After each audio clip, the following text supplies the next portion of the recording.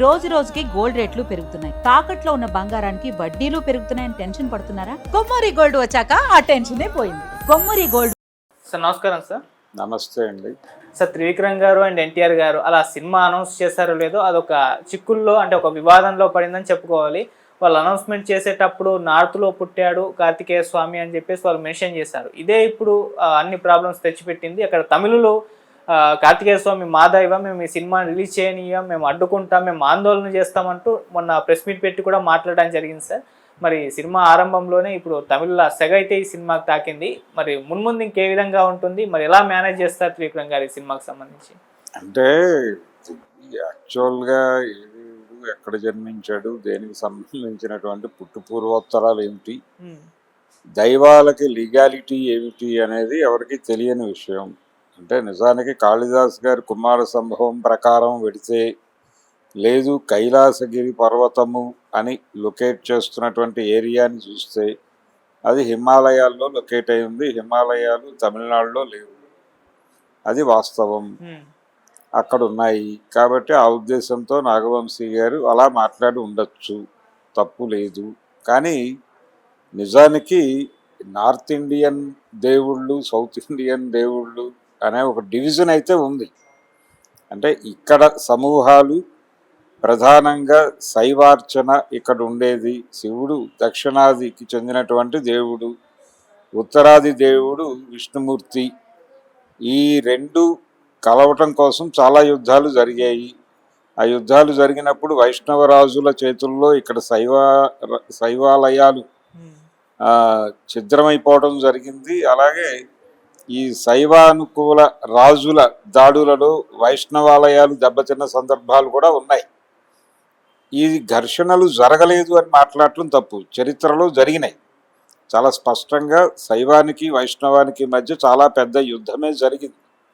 రెండు వేరువేరు మతాలుగా వర్ధిల్లినాయి. వీటిని కలిపి ఒక మతాన్ని డిజైన్ చేసిన క్రమంలో వీళ్ళ జన్మస్థానాలు అక్కడికి, వాళ్ళ జన్మస్థానాలు ఇక్కడికి మార్చేసి ఉండొచ్చు కాక. అంటే భారతదేశంలో ఇంతమంది దేవీ దేవతలు ఉండటం వెనకాల అనేక యుద్ధాలు ఉన్నాయి అనేది ఒక వాదన ఉంది. అంటే సరెండర్ అయిన వాడు, లొంగి అంటే అవతల సమూహాన్ని గెలిచిన వాడు వాళ్ళ దేవీ దేవతల్ని తన పురాణాల్లోకి తీసుకున్నాడు. తీసుకోవడం ద్వారా వీళ్ళ నమ్మకాలకి, ఇప్పుడు రాజుని గెలవచ్చు కానీ జనాన్ని గెలవడం కష్టం. జనాన్ని గెలవాలంటే వాళ్ళు కొలిచేటువంటి దేవుడికి ఎక్కడో చోట ప్లేస్మెంట్ ఇవ్వాలి. ఇలాంటి స్ట్రక్చరల్ అడ్జస్ట్మెంటుల రీత్యా భారతదేశంలో ఇంతమంది దేవుళ్ళు, ఇంతమంది దేవతలు ఉన్నారు. వాళ్ళని అకామిడేట్ చేస్తూ రకరకాల కథలు ప్రచారంలో ఉన్నాయి. ఒక కథ ఇంకో కథతో డిఫర్ అయ్యి ఉంటుంది. ఏ రెండు కథలకి ఒకే రకమైనటువంటి ముఖము లేకపోతే ఒకే రకమైనటువంటి ఎండింగ్ ఉండదు. ఇది మన పౌరాణిక చిత్రాల మీద రకరకాల విమర్శలు. మీరు ఏది రెఫరెన్స్ తీసుకున్నారు అంటారు. ఇప్పుడు మనం ఏదైనా మాట్లాడితే ఇది ప్రక్షిప్తం, ఎవరో కల్పించిన కథ, ఒరిజినల్లో ఇది లేదంటారు. ఆ ఒరిజినల్ ఏమిటో ఎవరికి తెలియదు, అదో బ్రహ్మ పదార్థం. అంటే వీళ్ళు యాక్సెప్ట్ చేయని ప్రతిదీ ప్రక్షిప్తమే అనేస్తారు వాళ్ళు. కాబట్టి ఇక్కడ కుమార సంభవమా క్రైటీరియా తీసుకోవాల్సింది, ఇంకేం తీసుకోవాలి లేదు. శివపురాణమా, శివుడికి సంబంధించి వచ్చినటువంటి అనేక కథలు ఉన్నాయి. దక్షయజ్ఞం తాలూకా రెఫరెన్సు, ఆవిడ సతీదేవి దగ్ధమైపోవటము, ఆ తర్వాత పార్వతీదేవి ఈ మోహాన్ని నిలబెట్టడం కోసం, లేదు వీళ్ళిద్దరు వివాహం జరిపించటం కోసం మన్మధుడు బలైపోవడం, ఇలా 100 రకాలుగా కథలు ఉన్నాయి.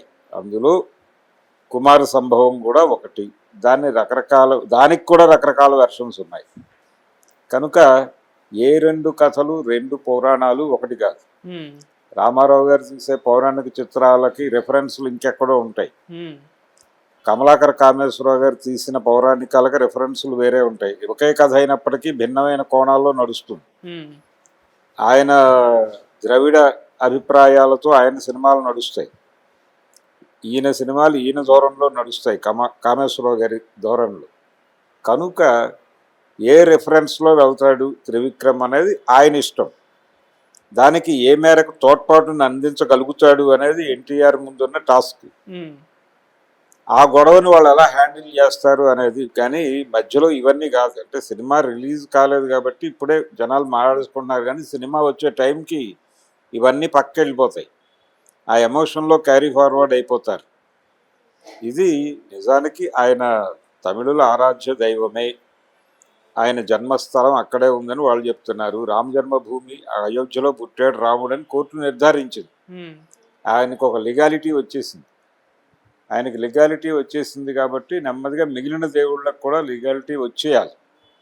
అంటే విష్ణుమూర్తి దశావతారాల స్కీమ్ ప్రకారం పెడితే ఆ స్కీమ్లోకి ఈయన రాడు, విష్ణువు శివుడు రాడు. కాబట్టి విష్ణువుకి అక్కడ బ్రదర్హుడ్ కనుక యాక్సెప్ట్ చేస్తే శివుడికి ఆయనకు ఒక బర్త్ ప్లేస్ ఇవ్వాల్సిన అవసరం ఖచ్చితంగా ఉంటుంది. అందుకని ఈ పౌరాణిక రెఫరెన్స్లో వెళ్ళే కథలు, వాటిలో వాళ్ళు ప్రస్తావించే అంశాలు, వాటిని ఓన్ చేసేసుకుని మనోభావాలు గాయపరిచేసుకుని యుద్ధానికి సిద్ధమై రోడ్డు మీదకి వచ్చి రాస్తారోకోలు ధర్నాలు చేస్తే ఏ ప్రయోజనము ఉండదు. మీరు కావాలంటే ఇంకో పురాణం రాసుకోండి అని చెప్తారు, అంతకు మించి దానికి సొల్యూషన్ కూడా లేదు. ఓకే. కనుక విష్ణుమూర్తి ఎక్కడ పుట్టాడు, లేకపోతే శివుడు ఎక్కడ పుట్టాడు, శివుడి కంటే కూడా తర్వాత జనరేషన్ కుమారస్వామి, కుమార సంభవం ఎక్కడ జరిగింది అనేది క్రైటీరియా తీసుకుంటే అది హిమాలయాలు అని చెప్పడంలో తప్పేం లేదు. ఆయనకి తెలిసిన జ్ఞానంలో ఆయన పద్ధతిగానే చెప్పాడు. ఓకే.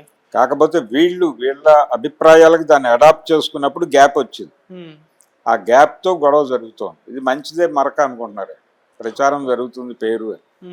సినిమా రిలీజ్ అయ్యే టైంకి ఇవన్నీ పక్క వెళ్ళిపోతాయి, వీటిని మేనేజ్ చేస్తారు, పక్కకు తోసేస్తారు. 4 రోజులు గడిచిపోతాయి. అంటే పబ్లిక్ మెమరీ చాలా షార్ట్ అనేది జనాలకు తెలుసు. 4 రోజులు పోతే ఈ గొడవంతా సద్దుమడుగుతుంది. వాళ్ళు తీసిన సినిమాలు అనేక ఉన్నాయి, తమిళ్ ఐడెంటిటీతో వచ్చినటువంటి తమిళ ప్రొడ్యూసర్లు తీసినటువంటి సినిమాయే కదా భూ కైలాసు. అందులో కూడా కైలాసాన్ని అక్కడే మంచు పర్వతాల్లోనే లొకేట్ చేశారు కదా. పైగా రామారావు గారితో మొదటిసారి వేయించిన పౌరాణికం, ఆయన రాముడి కంటే రావణుడిగానే ముందు కనిపించాడు భూ కైలాసులో. ఆ తర్వాత ఆయన్ని రాముడిగా చూపించింది కూడా తమిళే, తమిళ ఇండస్ట్రీయే రామారావు గారిని రాముడిగా చూపించింది, తెలుగు ఇండస్ట్రీ కాదు. సంపూర్ణ రామాయణం అనే సినిమా ద్వారా ఆయన్ని రాముడిగాను, శివాజీ గణేశన్ని లక్ష్మణుడిగాను ప్రపంచానికి పరిచయం చేసింది కూడా తమిళ పరిశ్రమే. అలాగే ఆయనతో రావణ పాత్ర చేయించింది కూడా తమిళ పరిశ్రమే. శంకర్ గారి డైరెక్షన్లో అది కూడా ఏవిఎం వారి సినిమానే. కాబట్టి రూట్స్ ఏమిటి అనేది అందరికీ తెలుసు. సతీ సులోచనలు, ఇంద్రజిత్తు కథలు ఇవన్నీ తీసింది కూడా వారే. అన్నిట్లోనూ ఆయనే hero, Rama Rao. Negative or positive ఏదో క్యారెక్టర్ చేసేవాడు ఆయన. కాబట్టి ఆ రోజున మీరు పాటించిన సూత్రం ఏమిటి? హిమాలయాలు అన్నీ అన్నారు కదా, హిమాలయాలు తమిళనాడులో లేవనే స్పృహ ఉంది కదా వాళ్ళందరికీ. పైగా ఈయన ఒకడే బయటోడు, ఈయన ఒకటే తెలుగోడు, మిగిలిన వాళ్ళందరూ తమిళ్ టెక్నీషియన్సే భూ కైలాసుకి కానీ సంపూర్ణ రామాయణానికి కానీ. కాబట్టి వాళ్ళు ఎవరికి రాని సందేహం వీళ్ళకి ఎలా వస్తుంది ఇప్పుడు? కానీ జస్ట్ ఒక గొడవ అంతే, జస్ట్ వినగానే ఇది దక్షిణాపథం కదా. మీరెందుకు ఇప్పుడు శ్రీలంక కాదు ఆంజనేయ స్వామి వెళ్ళింది, అసలు సీతమ్మ వారి నుంచింది అది కాదు, రావణుడు పరిపాలించింది శ్రీలంకని కాదు అనే అభిప్రాయం కూడా సమాజంలో ఉంది.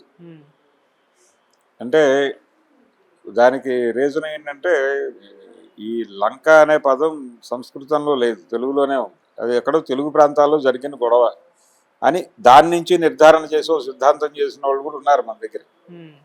అందుకని ఎవరు జన్మ వృత్తాంతం ఏమిటి అనేది చెప్పడం అంత ఈజీ కాదు.